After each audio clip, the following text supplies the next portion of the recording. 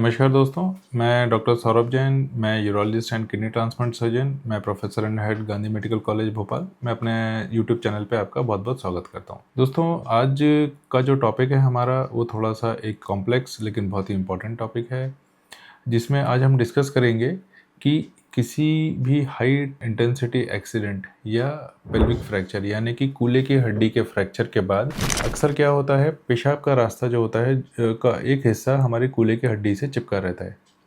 और जब वो एक्सीडेंट होता है या कूल्हे की हड्डी फ्रैक्चर हो जाती है तो वो अपनी जगह से डिसरप्ट हो जाता है। मान लीजिए जो कंटिन्यूटी आ रही है ये साइड में हो जाएगी और ऐसे केसेस में क्या होता है, पेशाब के रास्ते ब्लीडिंग आनी स्टार्ट हो जाती है। एक्सीडेंट के बाद जब ट्रॉमा सेंटर में कोई पेशाब की नली डालने की कोशिश करता है तो पेशाब की नली पेशाब की थैली में नहीं जा पाती है, क्योंकि इसकी जो कंटिन्यूटी है वो ब्रेक हो गई है। तो ऐसे केसेस में इसको हम पेल्विक फ्रैक्चर डिस्ट्रैक्शन डिफेक्ट या PFUI भी कहते हैं। ऐसे में यह बड़ी एक कॉम्प्लेक्स सिचुएशन होती है और इसका जो मैनेजमेंट होता है वो सबसे पहले एक इनिशियल मैनेजमेंट होता है, जिसमें हम ट्रॉमा सेंटर में ही या इमरजेंसी रूम में ही पेशेंट को पेट के रास्ते पेशाब की थैली में एक नली डाल देते हैं, ताकि उसके यूरिन के पैसेज को हम डाइवर्ट कर सकें। यूरिन जो है वो पेट के नली के द्वारा बाहर आती है। अगर उस सेंटर में फैसिलिटी अवेलेबल होती है तो there is something called as primary alignment, जिसमें एक दूरबीन को हम या तो पेट के रास्ते या पेशाब के रास्ते डाल के और एक वायर पास करते हैं, और अगर किस्मत से यह वायर इन दोनों रास्ते में चला गया तो उसके ऊपर ही हम एक पेशाब की नली चढ़ा देते हैं। लेकिन ज़्यादातर सेंटर्स में ये फैसिलिटी अवेलेबल नहीं होती है और अक्सर पेशेंट जब रेफ़र होकर यूरोलॉजिस्ट के पास आता है तब वो पेट में नली डलवा कर ही आता है। जब वो पेट में नली डलवा कर आता है तब पेशेंट काफ़ी एंग्जाइटी में होता है। उसका ये होता है कि सर ऐसा हो गया होके 6 महीने भी हो गए हैं, लेकिन अब तक मैं अपने सीधे रास्ते से पेशाब नहीं कर पा रहा हूँ, तो क्या मेरा ये रास्ता जीवन में कभी ठीक हो पाएगा कि नहीं हो पाएगा। तो दोस्तों, ऐसे रास्ते को हम एक सर्जिकल टेक्निक जिसको प्रोग्रेसिव पेरिनियल यूथरोप्लास्टी कहते हैं, इसके द्वारा ठीक करते हैं। अगर एक्सपर्ट हाथों में की जाए तो इसके रिजल्ट्स काफ़ी अच्छे होते हैं, 80 to 90% के आसपास होते हैं। और अक्सर मेरी प्रैक्टिस में, चूँकि मैं एक मेडिकल कॉलेज में भी प्रैक्टिस करता हूँ, तो कई पेशेंट्स आते हैं जो 10 साल 15 साल पहले जिनको पेशाब के रास्ते में चोट लगी थी, 10 साल से पेट में नली लेकर घूम रहे हैं।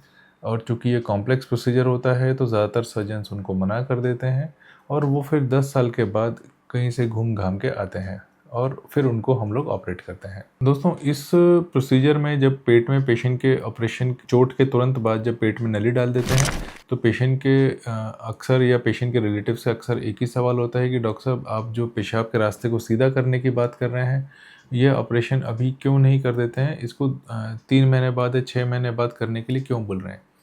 दोस्तों, इसमें अक्सर होता यह है कि जब भी यह रास्ता फटता है, ये डिसरप्ट हो जाता है, तो उस जगह काफ़ी खून इकट्ठा हो जाता है। खून के कारण वो एरिया उतना क्लीन नहीं होता।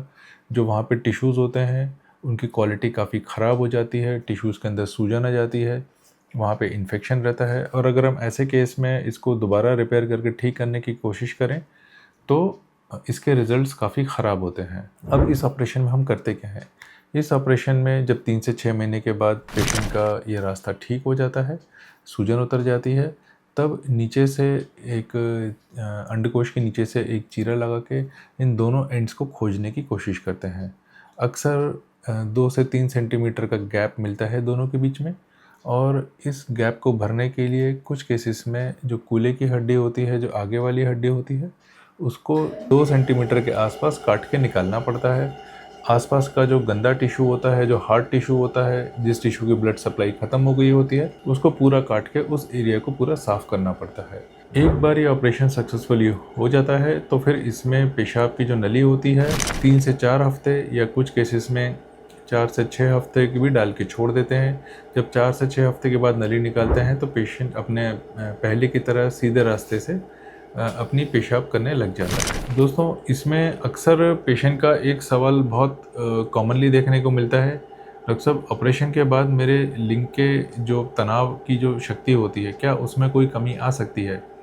तो इसमें अक्सर ये देखा जाता है कि जिनकी तनाव की शक्ति पहले से कम है वो ऑपरेशन के बाद भी कम रहेगी, और जिनकी तनाव की शक्ति ऑपरेशन से पहले अच्छी थी ऑपरेशन के बाद भी उतनी ही रहती है। यानी कि अगर आपके जो भी तनाव ऑपरेशन के पहले था, ऑपरेशन के बाद वो उतना ही रहेगा। ऑपरेशन से उसके ऊपर कोई बहुत ज़्यादा फ़र्क नहीं पड़ता है। दूसरा पेशेंट का एक सवाल होता है कि डॉक्टर साहब, क्या गारंटी है कि इस ऑपरेशन के बाद मैं पेशाब करने लग जाऊँ? तो जैसा मैंने आपको बताया, इस एक्सपर्ट हैंड्स में भी इसका सक्सेस रेट 80 to 90% के आसपास होता है। यानी कि अगर 100 लोगों का ऑपरेशन किया तो 80 से 90 लोगों को आगे जाके दिक्कत नहीं आएगी। आई होप दोस्तों इस वीडियो से आपको इस बीमारी को समझने में और इसके समाधान को समझने में आपको आसानी रही होगी। और अगर आपके फैमिली में कोई ऐसा मेंबर है जो इस समस्या से जूझ रहा है या जिसके दिमाग में ये सब क्वेरीज हैं, तो उसको आप ये वीडियो शेयर कर सकते हैं। और अगर आपको ये पसंद आया तो वीडियो को लाइक करें, चैनल को सब्सक्राइब करें। Thank you so much.